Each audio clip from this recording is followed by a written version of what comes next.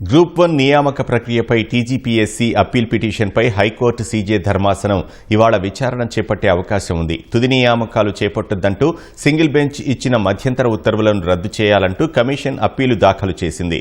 Single bench ఉత్తర్వుల వల్ల ప్రక్రియ ఆలస్యమై నిరుద్యోగులు అన్యాయానికి గురయ్యే ప్రమాదం ఉందని పేర్కొంది. మరోవైపు మెయిన్స్ జవాబు పత్రాల మూల్యాంకనంలో అవకతవకలు జరిగాయంటూ తప్పుడు వివరాలతో అఫిడవిట్ దాఖలు చేసిన అభ్యర్థులకు హైకోర్టు 20,000 జరిమానా విధించింది.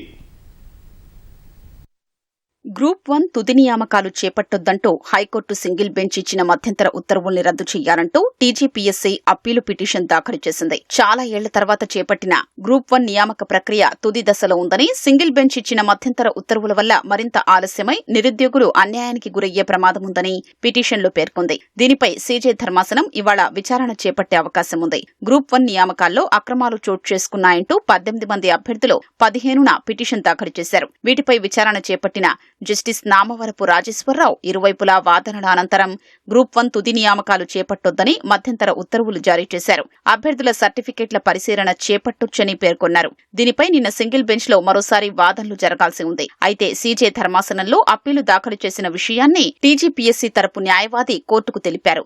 దీంతో అభ్యర్థులు దాఖలు చేసిన పిటిషన్పై విచారణను సింగిల్ బెంచ్ ఈ నెల 30వ తేదీకి వాయిదా వేసింది. టీజీపీఎస్సీ అప్పీల్ పిటిషన్పై సీజే ధర్మాసనంలో ఇవాళ వాదనలు జరిగే అవకాశం ఉంది.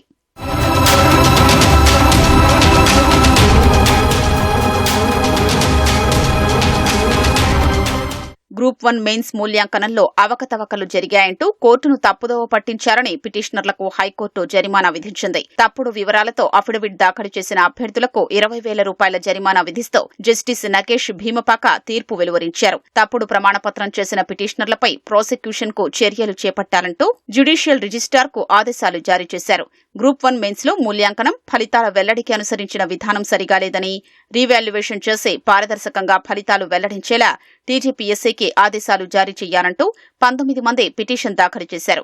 దీనిపై జస్టిస్ నకేష్ భీమపాక విచారణ చేపట్టారు. టీజీపీఎస్సీ మూల్యాంకనానికి అనుసరించిన విధానం వల్ల అభ్యర్థులు నష్టపోయారని పిటిషనర్ తరపు న్యాయవాది కోర్టుకు తెలిపారు. పిటిషన్ విచారణార్హం కాదని, పిటిషనర్లు తప్పుడు వివరాలతో పత్రాల్ని సృష్టించి ప్రమాణపత్రాలు దాఖలు చేసి హైకోర్టు విచక్షణాధికారం కింద ఉపశమనం పొందాలని ప్రయత్నిస్తున్నారని టీజీపీఎస్సీ తరపు న్యాయవాది కోర్టుకు తెలిపారు.